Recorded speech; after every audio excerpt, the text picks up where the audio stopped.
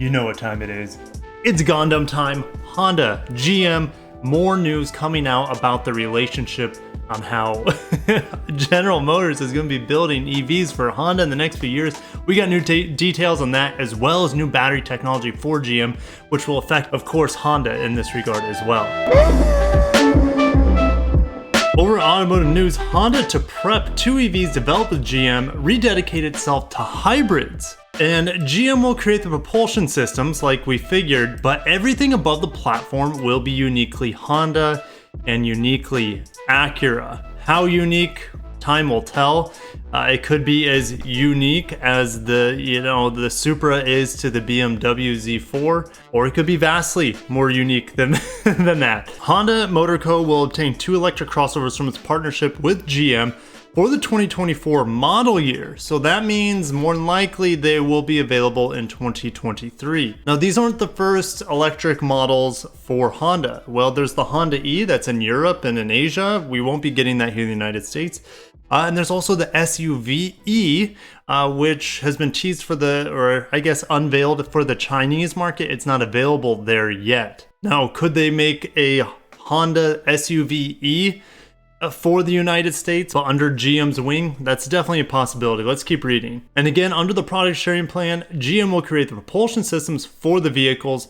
Everything else above the platform will be unique to Honda and Acura, according to Dave Gardner, America Honda's Executive Vice President of National Operations. But he also declined to say where the exact line of separation will be between GM's propulsion system and the finished vehicles Honda and Acura will obtain through the partnership. He probably doesn't even know because these vehicles are in pre-production. So there is no electric vehicles coming out of the plants that I know of where this Honda SUV will be made. Now, speaking of where they'll be made, just a reminder, back in January, GM to build Honda EV in Mexico, Acura EV in Tennessee. So the Mexico plant, currently they build the gasoline-powered Blazer and Equinox, but they're saying it's possible that they could retool it by 2024 production for EVs. Now, could it be in 2023 for the 2024 model year? It could, but maybe not the entire line down there in Mexico. Now, the production of the Acura crossover is at a different plant here in America,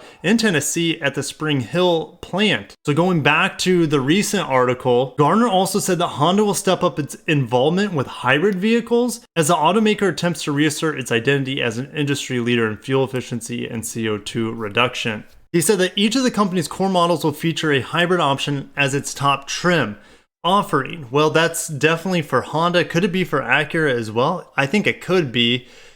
Time will tell to see how they mix in these hybrids for the Acura lineup alongside their normal and their Type S offerings.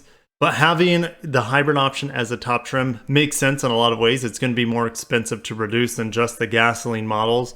And hopefully they can provide a little bit more power than the gasoline models as well. Of course, on top of the increased efficiency. Now, Gardner acknowledges that they're not the leader in this field. You know, it does hurt a little bit to know that, hey, we're behind the curve here in terms of electrification on just about every front. But he thinks by increasing its hybrid offerings, Honda will create a pathway for customers to eventually buy more battery electric vehicles. While those will, of course, the battery electric vehicles be available for the 2024 model year, maybe sometime in 2023. He also says they'll be working with dealers on how to best plan its sales and service strategies. In terms of sales, we know Ford, Volvo has just mentioned it. We know Tesla does it. Upfront pricing, take it or leave it sort of pricing that can be all done online. So I think that's what Honda is referring to here.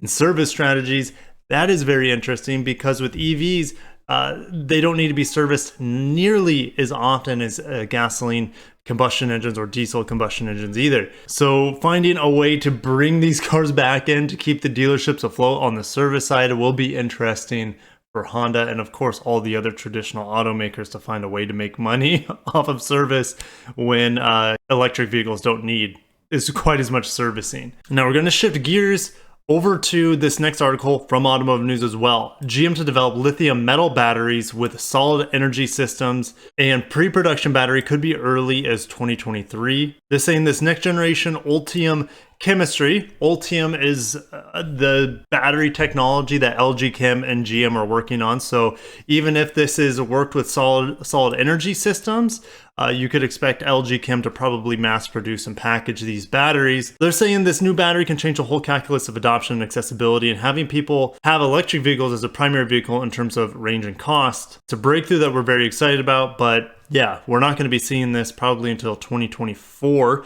which ironic is around the same time that Honda will be having vehicles made by GM. Convenient, huh? Honda's like, oh, we're just going to wait out the first round and wait for a much more capable battery in order to power our first round of EVs for the Americas. That's a possibility. So far, the prototypes of this battery have completed 150,000 simulated test miles at GM's Tech Center in Warren, Michigan. And this could stretch driving range up to a theoretical 500 to 600 miles, up from the maximum of 450 miles on the first generation Ultium. So they're saying lithium metal should be less expensive, but it depends on the ability to mass produce them. Absolutely. They don't know. This battery is still in dream stage. So hopefully they're able to find a way to mass produce it, get the cost down, not only for GM vehicles, but that will affect Honda and Acura vehicles as well. And lastly, since we're on green energy news, Nissan announces plans for major expansion of renewable energy at Sunderland plant. Well, that's in the United Kingdom for most of my American viewers. Now, the proposal would generate enough power to build every Nissan Leaf sold in Europe as Nissan heads towards carbon neutral future. When it's all said and done, this new energy production area should allow them 20 megawatts, if I'm reading this properly. And if approved, the 37,000 panel expansion will result in 20% of the plant's energy coming from on-site renewables, which is convenient enough to build every single zero-emission Leaf sold in Europe. I just thought that was kind of interesting because all of these automakers are hoping to be carbon neutral, whether it's by 2040, 2050, somewhere in there. And guys, I'll leave it there. Are you excited for General Motors building your future Honda electric vehicles?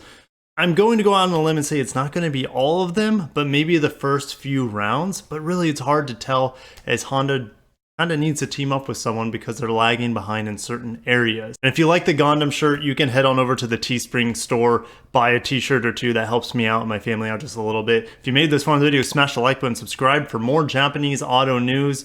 And of course, since the world's getting smaller, I will naturally cover more autos over time. Throwing GM in there today. So guys, thank you so much for watching. Have a wonderful day. Take care of yourselves and peace out.